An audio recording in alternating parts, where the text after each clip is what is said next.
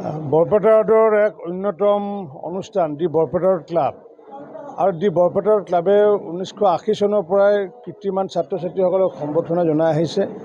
এইবেলিও ছাত্ৰ ছাত্ৰীসকলক সম্বৰ্ধনা জনাইছিলে আৰু মই যিহেতু নতুনকৈ নিৰ্বাচিত হৈছোঁ ভৱানীপুৰ হৰভোগ সমষ্টিৰ পৰা, সেইকাৰণে মোকো আজি সম্বৰ্ধনা জনালে।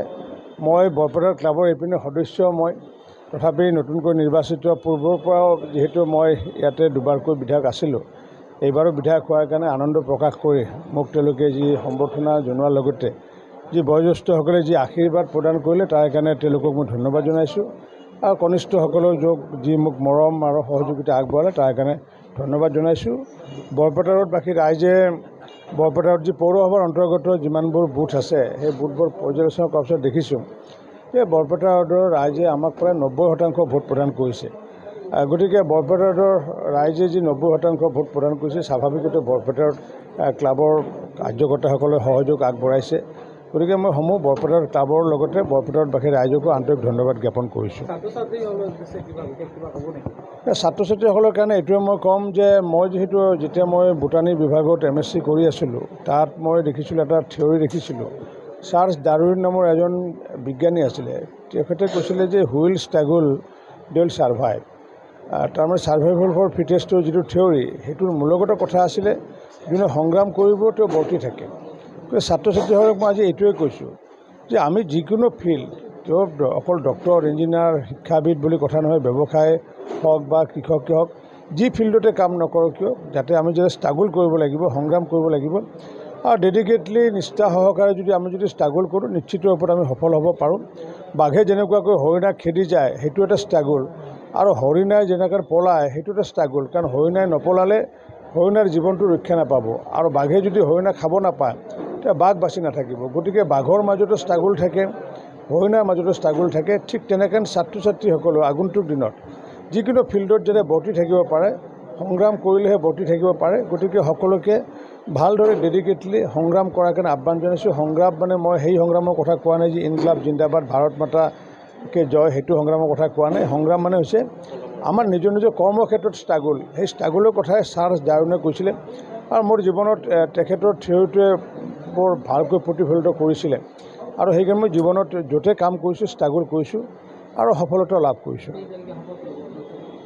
এতিয়া 12 তাৰিখে যিহেতু মুখ্যমন্ত্ৰী ডাঙৰীয়াই শপত গ্ৰহণ ল'ব আৰু মুখ্যমন্ত্ৰীৰ শপত গ্ৰহণ অনুষ্ঠানত প্ৰধানমন্ত্ৰী ডাঙৰীয়া থাকিব আৰু প্ৰায় যিমানবোৰ আমাৰ বিজেপি শাসিত মুখ্যমন্ত্ৰী আছে তেওঁলোকো থাকিব, সত্ৰাধিকাৰসমূহ তাত থাকিব, প্ৰায় 1 লাখ জনসাধাৰণ উপস্থিত থাকিব। আৰু এইটো মুখ্যমন্ত্ৰীৰ যিহেতু এখতিয়াৰৰ বিষয়, মুখ্যমন্ত্ৰীৰ লগত কোনে কোনে শপত লয়, এতিয়া মুখ্যমন্ত্ৰীয়ে যাক ভাবে তেওঁক সহায় কৰিব লাগিব, সেইসকল ব্যক্তিও সেইদিনাখন শপত ল'ব। আজি মনোৰঞ্জন তালুকদাৰে বিধায়ক আৱাস খালী কৰি আপোনাক শুভেচ্ছা জ্ঞাপন কৰিছে। ভাল আজি ভাল কথা ক'লে। তেতিয়াহ'লে তেওঁ ইমান দিনৰ মূৰত জীৱনত প্ৰথমবাৰ ভাল কথা যদি ক'লে সেইটোৱে ক'লে। ভালে পাইছোঁ মই। দি বৰপেটা ৰোড ক্লাবে 1985 চনৰ পৰা তেতিয়া হাইস্কুল শিক্ষান্ত পৰীক্ষাত যিসকলে অকল ফাৰ্ষ্ট ডিভিজন পাইছিল, ফাৰ্ষ্ট ডিভিজন পোৱাবিলাকক আমি সম্বৰ্ধনা জনাইছিলোঁ।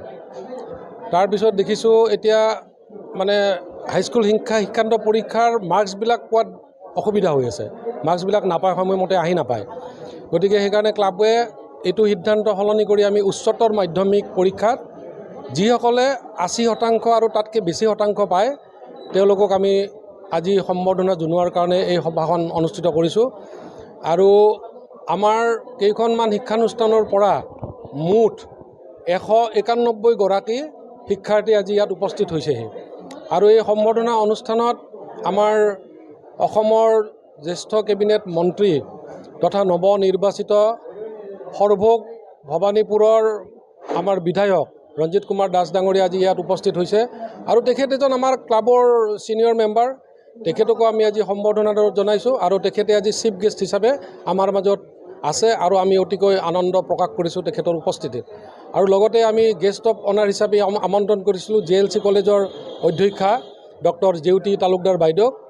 আমি সকলোকে ধন্যবাদ জনাইছোঁ আৰু আমাৰ এই অনুষ্ঠানটো সুন্দৰভাৱে হৈছে আৰু অনাগত দিনতো এনেকুৱা সম্বৰ্ধনা অনুষ্ঠান আমি পাতিম। ছাত্ৰ ছাত্ৰীসকলক আমি অনুপ্ৰেৰণা দিয়াৰ কাৰণে আমি কাম কৰি যাওঁ।